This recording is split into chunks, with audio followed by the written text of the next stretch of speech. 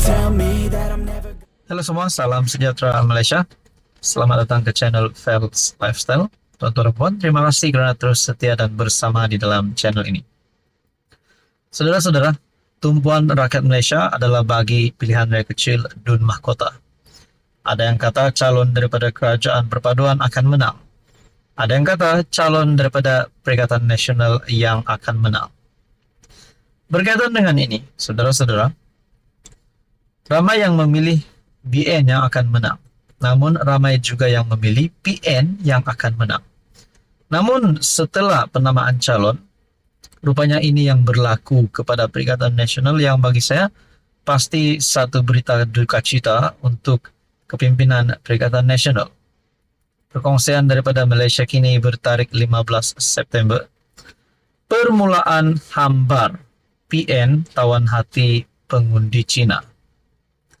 PRK Mahkota, PN berhasrat menawan pengundi Cina, menghantar mesej kepada Kerajaan Madani dan menghukum mereka dalam pilihan raya. Namun, pada majlis ceramah pertama di kawasan pengundi Cina terbesar di Mahkota malam tadi, hanya 3 orang Cina yang hadir.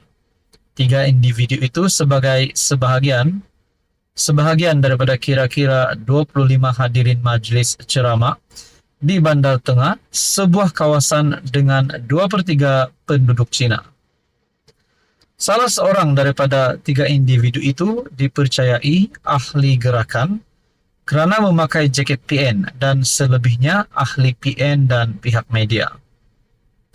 Penceramah utama, ahli Parlimen Padang Serai Azman Nasruddin, menyedari kekurangan hadirin di situ. Tuan-tuan dan puan-puan, saya ucap terima kasih kepada penganjur yang sudi menjemput saya pada malam ini. Walaupun yang di hadapan saya ini tak sampai 30 orang katanya. Dia menyeru pengundi Cina di Dun Mahkota supaya memberi isyarat jelas kepada Kerajaan Persekutuan dengan menolak calon BN pada PRK Mahkota. Orang Tionghoa kena hantar isyarat kali ini pengundian di PRK 29 Mahkota katanya. Azman turut menegaskan kerajaan gagal menangani isu kritikal seperti kenaikan mendadak kos sara hidup dan gaji rendah, selain menyalahgunakan Akta Sultan 1948 terhadap pengkritik. Calon PN Muhammad Haizan Jafar turut hadir berkempen. Insya Allah, kalau saya dipilih, insya Allah saya akan buat apa yang perlu dan patut, kata jurulatih bola sepak itu. Haizan berhadapan dengan Ketua Pemuda UMNO Keluang Syed Hussein Syed Abdullah dalam pertembungan 1 lawan 1 dalam PRK Mahkota yang bermula dengan hari penamaan calon semalam. SPR menetapkan 28 September sebagai hari mengundi. Saudara-saudara, tuan-tuan dan puan, adakah ini satu mesej jelas bahawa Kerajaan Perpaduan ataupun calon Barisan Nasional akan menang PRK Dun Mahkota? Saudara-saudara, apa komen Anda? Halo semua, salam sejahtera Malaysia. Saudara-saudara, tuan-tuan dan puan yang amat dihormati. Akhirnya PN dalam satu kejutan besar. Ini adalah berkaitan dengan MOU ataupun perjanjian bersama dengan kerajaan yang melibatkan peruntukan yang sama rata bagi ahli parlimen kerajaan dan ahli parlimen pembangkang. Namun saudara-saudara, PN telah sebulat suara menolak MOU dengan kerajaan Madani.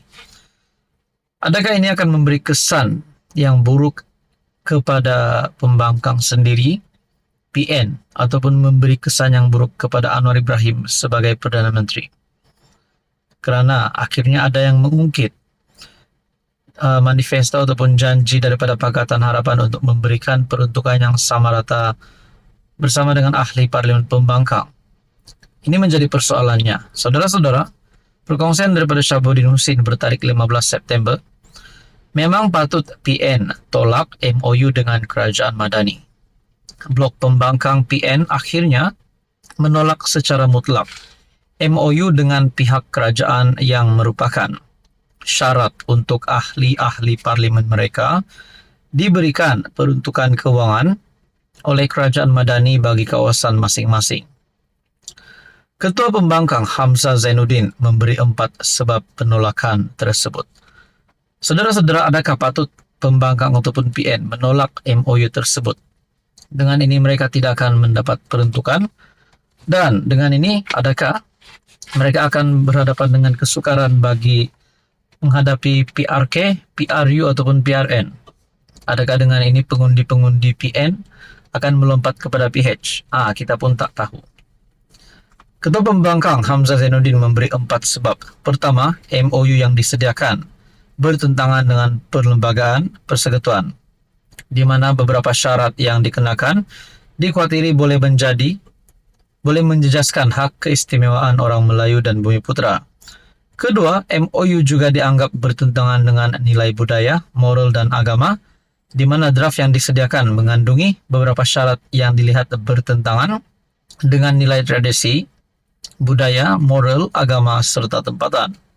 Ketiga, ia boleh disalah tafsir dan terdedah kepada salah guna kuasa kerana MOU itu tidak mempunyai mekanisme yang jelas, dan keadaan ini boleh membuka ruang kepada berlakunya pelanggaran, mungkir janji atau ketidakpatuhan secara ex parte sebelah pihak. Yang keempat, MOU turut dilihat mengongkong kebebasan bersuara ahli-ahli parlimen lantaran mengandungi perkara-perkara yang mengekang kebebasan bersuara ahli parlimen, sedangkan setiap ahli parlimen mempunyai hak dan imuniti untuk bersuara bagi pihak rakyat mengikut Akta 347 Akta Majlis Parlimen, Keistimewaan dan Kuasa 1952. Menurut Hamzah lagi, kesemua ahli parlimen PN sebulat suara menolak MOU dengan kerajaan. Dengan penolakan itu bermakna ahli-ahli parlimen PN tidak akan memperolehi sebarang peruntukan keuangan daripada kerajaan. Meskipun memberi peruntukan sama rata kepada semua wakil rakyat tanpa mengira parti adalah antara janji yang terkandung dalam manifesto PH sebelum PRU lalu, serta tercatat dalam catatan malaikat di atas langit. Nampaknya satu lagi janji PH dimungkiri dan dicapati. Selain janji popular untuk menurunkan harga minyak yang masih dinanti-nanti setelah Anwar berjaya dalam cita-cita untuk menjadi PM. Sepatutnya oleh kerana janji memberi peruntukan sama rata kepada semua MP adalah janji PH sendiri. Tidak apa-apa MOU perlu dijadikan syarat sebelum peruntukan kewangan hendak diberi kepada MP-MP pembangkang. Beri sajalah tanpa syarat sebagaimana telah dijanji. Bukan pun pakai duit sendiri atau duit bini.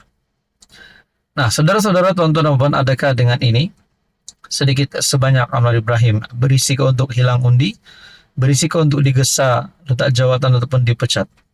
Tuan-tuan dan puan, akhir daripada tulisan Syahabuddin Husin, cuma satu hakikat yang jangan dilupai, rakyat sentiasa memerhati. Dan bila tiba masa memerlukan undi nanti, mungkin yang tinggal hanya mampu gigit jari. Tuan-tuan dan puan, apa komen Anda?